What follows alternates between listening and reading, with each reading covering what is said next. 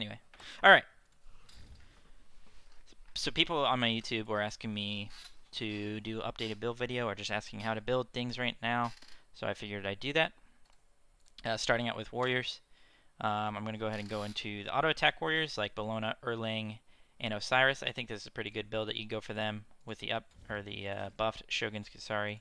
Um, Obviously, with every single one of these characters, you're going Warrior's Blessing, except maybe Wukong you could get away with Mage's Blessing, but everybody else is going to be Warrior's Blessing. You're going to be going Tier 1 boots almost always. Sometimes you can get away with Tier 1 breastplate. Not get away with it, but sometimes you may need it if you're going to get super out pressured.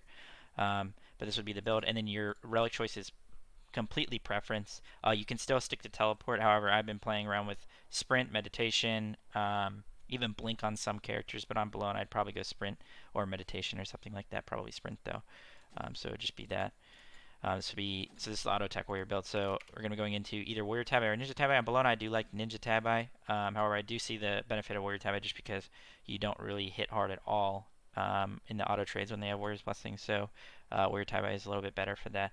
However, with this build, I do like to go Ninja Tabi into Mystical Mail, follow up with a Hide the Urchin. So this would be your build for Bellona, Erlang, and Osiris. I would switch Ninja Tabi out for a Warrior Tabi, though, for Erlang and Osiris for sure. Now this is where it gets a little bit weird, but you go Shoguns now, because it has 60 prots on it, which is really good. No health, but it gives you some CDR, but also the attack speed on the pass is really nice. And then Midgardian up next, and then probably Bulwark last item, or some other item, but usually this is probably the best build. Once you get this Urchin stacked up, it's really nice. A lot of times there's 3 magical right now when they have Guardian solos or Mage solos. So, yeah, wait, which one's not in the build? Oh, Midgardian Melt, there it is. So you're sitting around those 200 protections, a lot of utility in these items. You could go some other items, but this is your standard auto attack warrior build for sure. You could switch out, like I said, you could switch out some items. Late game, you could switch this out for maybe Masamune, and then late game you can sell this for Witchblade instead, just like you kind of do on some of the other characters. You actually do a lot of damage with this build. You auto attack super fast. You're not as tanky to magicals, but you do have a lot of health and utility with the items. So Bellona and the auto attack warriors are kind of anti ADC, so I would recommend going a build similar to this. And yeah, this is pretty much the build you should be going on every auto attack warrior if you're playing them.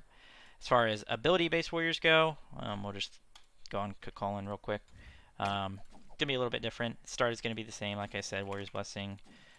Boots 1, Chalice, and your preferred relic. Teleport, Sprint, Meditation on Kukulkan.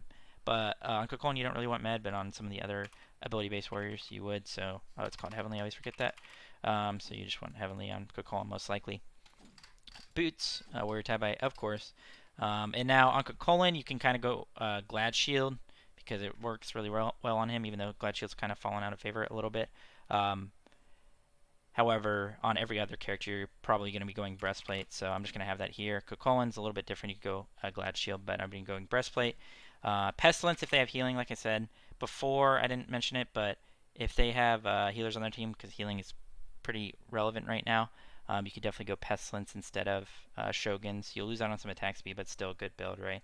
Or you could just go instead of Bulwark last item. But if they do have healing, go Pestilence.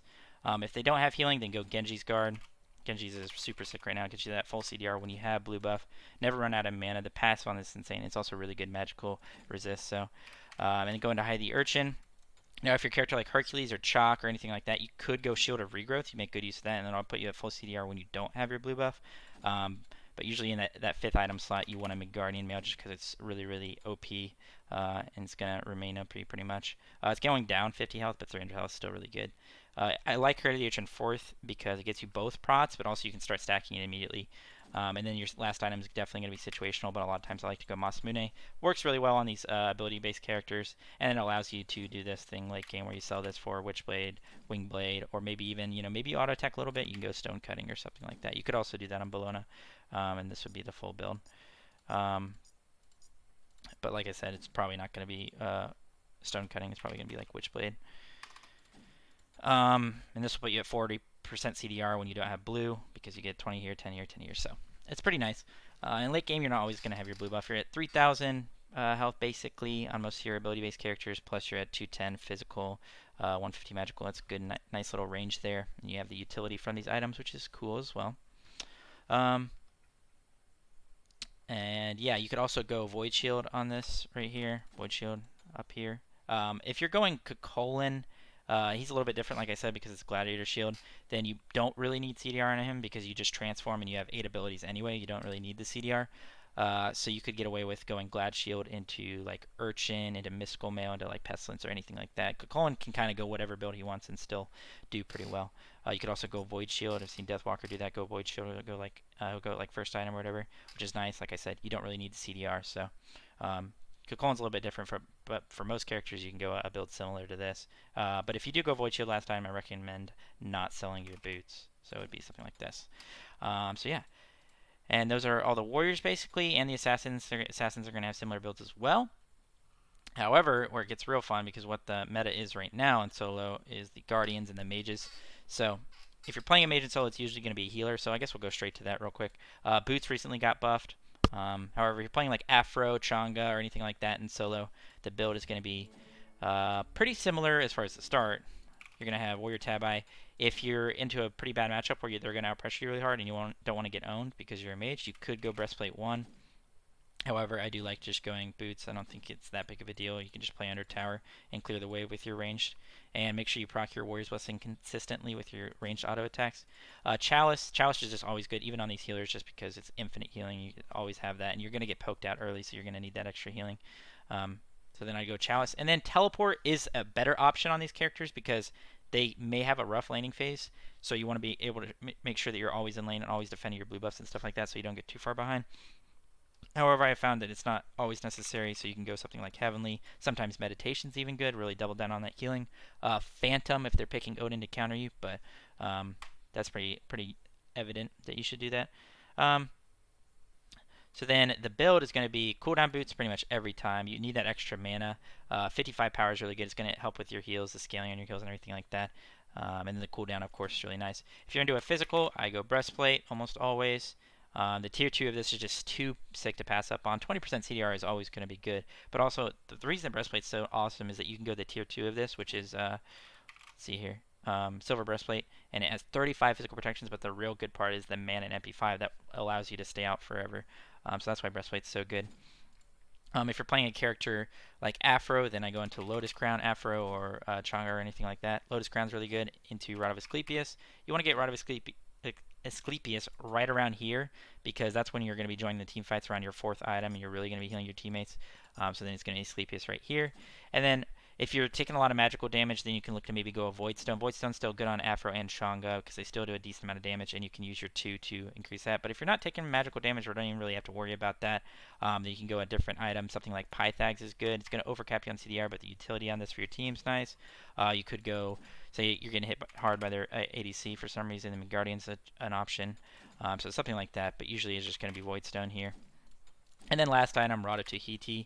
The reason for this is you're already tanky enough with all these other items. You're already healing a lot, but Rada Tuhiti actually works on your heals. It works on your teammates. So if they're below 50%, they're actually getting increased heals. And the way it works is you're getting the increased passive on your teammates, on the teammates that you're healing, even when they're above 50%. So if, say, for Afro, since you have a tick heal, say they're 25% health and you heal them and they go up to 75, once they cross that 50% threshold, they're still getting the extra heals as if they were below it. If that makes sense. So for the entire duration of the heal, it's always going to be below 50% on the passive of Ratatouille, even if they get above that. So that's part of the reason it's so good, and also just because it works on your allies for some reason with heals. 150 power is really good for damage, but also it's going to increase the scaling on your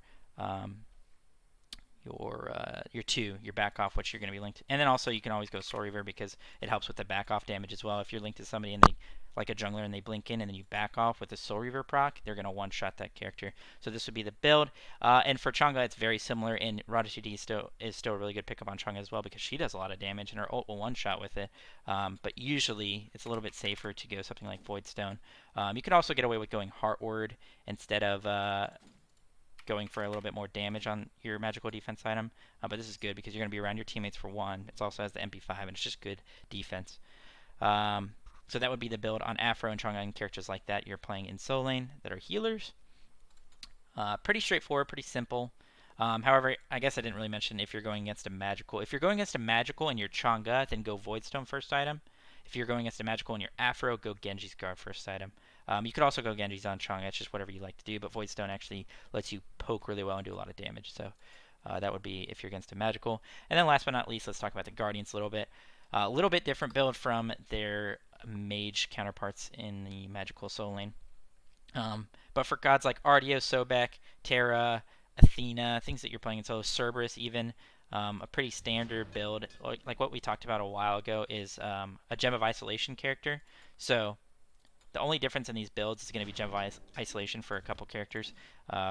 Start's going to be the same, right? Warrior's Blessing, Boots, 1, Chalice of Healing, and then whatever you want.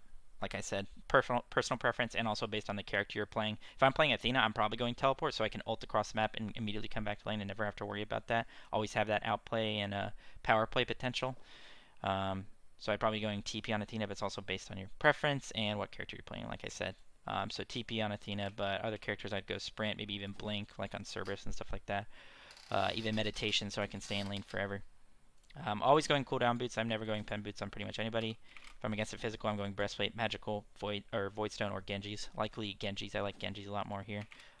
Going into the Genji's second item, or I guess second item if you're not counting boots. Third item though, it gives you that full CDR. B5 is really nice. You're never running out of mana. Good magical defense, and when you're playing a Guardian, all you want is really full CDR. And then I will go into Stone of Binding. Unless my support has picked up Stone of Binding, then I'm not getting it.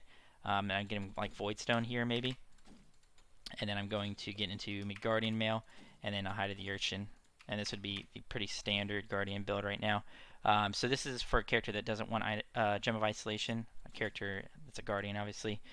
You could just do this instead, go Void Stone, and then go Hide of the Urchin here. This is also a good option.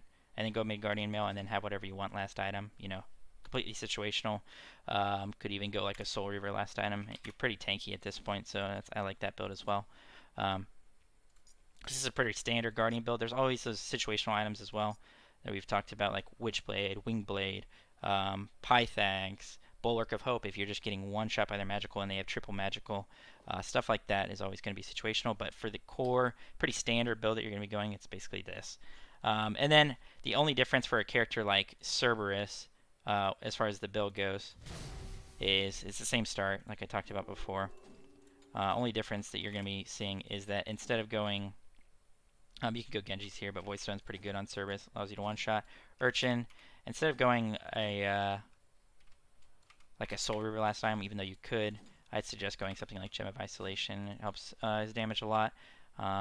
Really annoying for the enemy team. You could even go it earlier. Say that you're pretty far ahead, or you're just doing well and you don't really have to worry about damage too much from them, and you feel like you can one-shot them. The Gem of Isolation around here is good into Midgardian.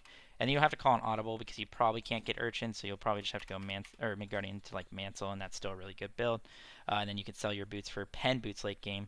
With all these Guardians, make sure that if you're at 30% CD or 40% CDR late game, that you sell your boots for a different boots or a different movement speed item. Sometimes even Rada Asclepius is good.